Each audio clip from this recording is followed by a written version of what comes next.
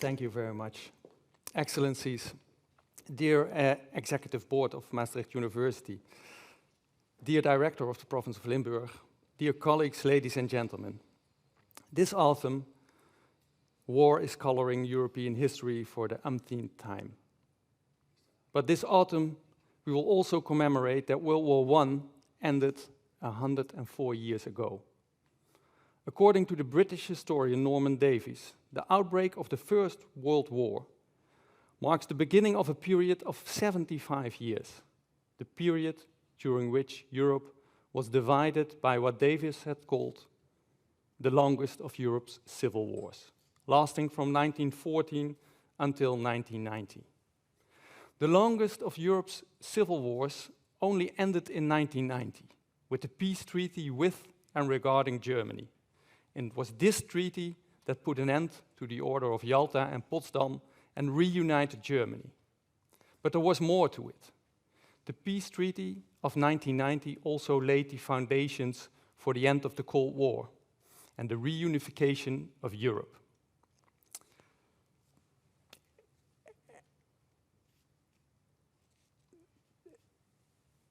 And that historic reunification of Europe was facilitated by the process of European integration and re-enshrined in the Treaty on European Union, signed in this city, the city of Maastricht, now almost 31 years ago. Ladies and gentlemen, in 2017, at the occasion of the 25th anniversary of the Treaty of Maastricht, Federica Mogherini, the then High Representative of the European Union for Foreign Affairs and Security Policy, gave a speech here in this very banquet hall of the province of Limburg. And in her speech, Mogherini concisely summed up the grand ambitions which were put in writing back then. And I quote her, "The Treaty of Maastricht was a revolution. For the first time in the history of the world, building peace became the aspiration of an entire continent." Federica Mogherini is a child of the 1990s. She was born in 1973 and went to university in the early 90s. In her speech, now 5 years ago, Mogherini recalled the spirit of that time in Western Europe and said, "I remember very well the hopes of my generation at the end of the Cold War, the bold hopes and expectations for a new global order. I remember this too, and many others in this room may remember it too. But now that war is back in Europe, we may ask ourselves that uneasy question. Did we lose that spirit? What's left of it? Which lessons should we draw from the past 30 years, as the unforeseen circumstances of European history are so challenging and daunting again as they are today?" It was already in the year 1990, that future year in which the artist formerly known as Prince threw the best party ever at last. It was in that year, 1990, that the Polish philosopher Zygmunt Bauman asked a pressing question. And I quote Bauman, "How does it come about that the human ability to imagine a better world was not among the trophies of victory?" End of quote. Bauman was referring to the unbelievable victory of the 1990s, the unbelievable victory of Europe over its own history. And his question, why did we lose the ability to imagine a better world? That pressing question. Today, this question is more relevant than ever. Did we fool ourselves in Maastricht with the creation of the European Economic and Monetary Union, that highly technocratic undertaking that seemed to enable us to push back the daunting history of European politics once more, escaping history one last time, reveling in the comfort of efficiency and the endless policies of upscaling? Ladies and gentlemen, Europe is so many things at once that it remains far too complex to be fully understood through efforts of the human brain. This is a truism for today's Europe of European integration, just as it was a truism for all those Europes of the past. But let us focus on the Europe of European integration.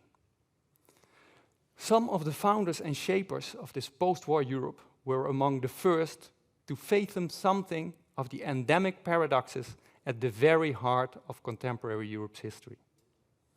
And those founders and shapers have come in many types and sorts, but they have one thing in common. Men like Jean Monnet, Robert Schuman, and François Mitterrand, they knew that the Europe of welfare, security, and well-being, l'Europe qui protège in their language, could only be built with a certain amount of imagination and ideas, une certaine idée de l'Europe. In their vision, a market alone doesn't suffice, quite on the contrary. A feel for the arts, and the art of politics in particular, comes closer to Europe's basic needs in uncertain times. Ladies and gentlemen, now and then in Western Europe's post-war history, self-confident men in West Germany, such as the chancellors Konrad Adenauer, Helmut Schmidt, and Helmut Kohl, recognized the mystifying European calls from the other bank of the river Rhine. This was the seduction of reconciliation calling.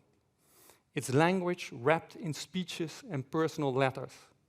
Its historical context, die schwierige Nachbarschaft am Rhein, in the words of the prominent speaker and eminent and seasoned grensganger, who will take the floor here today within a few minutes after my opening words. Ladies and gentlemen, at these historic moments, when Adenauer, Schmidt, and Kohl recognized the European calls from France as an opportunity for Franco-German reconciliation, at these historic moments of brilliant weakness, those German leaders transformed themselves into politicians of passionate European action. Perhaps they did this because they believed to see a glimpse of realism at an up-to-then invisible moral high ground, a strongly continentally colored pan-European realism of a peculiar sort, romantic in nature, just in feeling, a realism that eclipsed statistics and cost-benefit calculations. In the European politics of our times, Angela Merkel and Olaf Scholz have been mimicking the best practices of these West German European dinosaurs, but mostly without the pathos. Ladies and gentlemen, the high hopes of the Europe of the 21st century have been made explicit here in Maastricht, but they are now visible mostly in Kiev. They are not so visible anymore here. Too few here in the heartland of the Europe of European integration know about their existence. And given this political reality, it is indeed very urgent that we start practicing what we have been preaching in the founding decades of European integration and in the European treaties, but now in a setting of war, escalating crises, and the growing European vulnerability and insecurity. To do so, we must find new ways to safeguard the high hopes of human rights, the ideals of reconciliation, and the audacity of anti-totalitarianism on which the glory of the post-war West and the European civilization thrive. And in this, we can no longer allow ourselves to wait and see, to muddle through, and trusting that our American partners will provide guidance and security when need be, and lead the way. We must take the European future in our own hands, doing it in a European way, rooted in the lessons of history.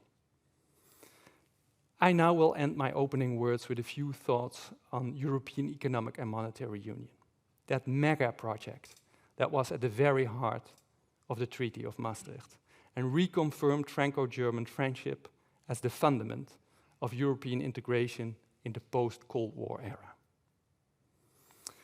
Ladies and gentlemen, it's not only war that is back in Europe, on our continent.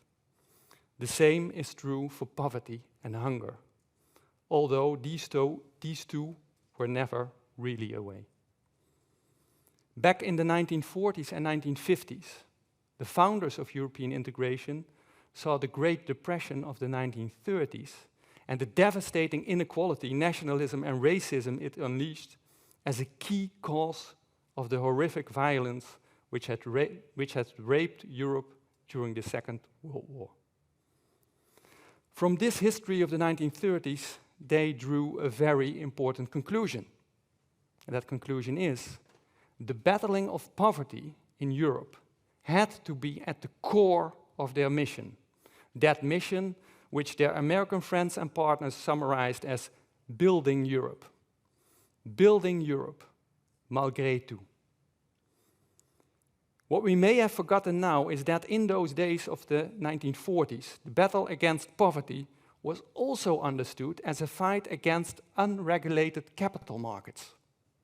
Or in the words of Henry Morgenthau, the US Treasury Secretary in the 1940s, and I quote Henry Morgenthau, "The task that the statesmen should set themselves is to drive the usurious moneylenders from the temple of international finance.